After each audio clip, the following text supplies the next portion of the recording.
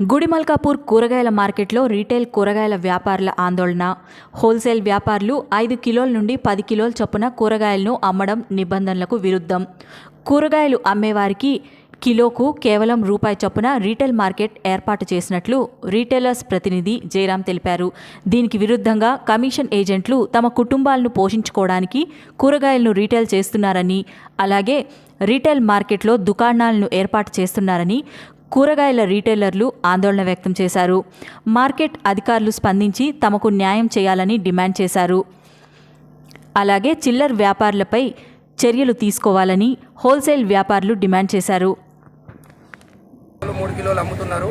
ఇది ఆపాలని ఎన్నో వినతి పత్రాలు ఇచ్చినా కానీ ఎటువంటి మార్పు రాలేదు.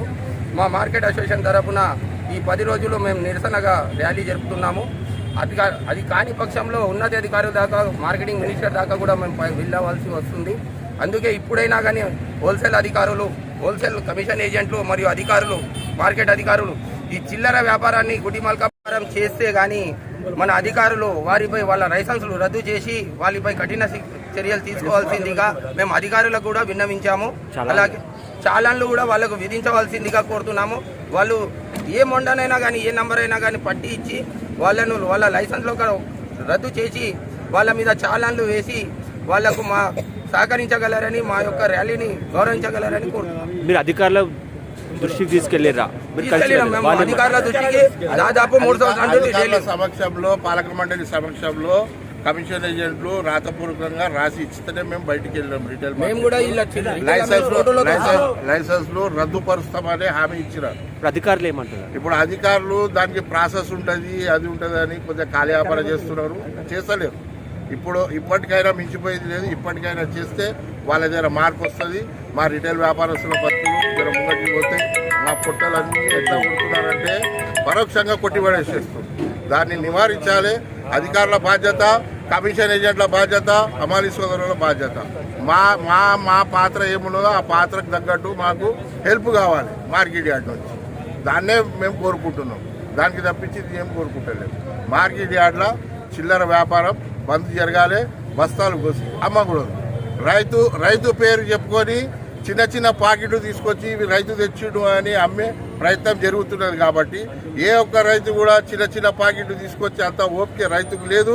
రైతు పండించిన పంట గల్లీ బ్యాగ్లనే తీసుకొస్తాడు. అది యథావిధిగా అట్లనే కాటలు పెట్టి ఇవ్వమంటున్నాం అంతే.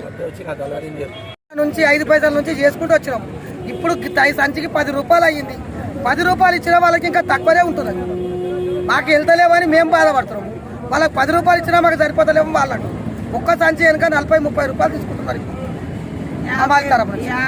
రెండు చేసి 3 చేసి కూడా వాళ్ళకి ఇంకా సరిపోతుంది కానీ ఇంకా బేరాలు చేస్తున్నారు. ఇంకా అమ్మాయిలు కూడా చేస్తున్నారు.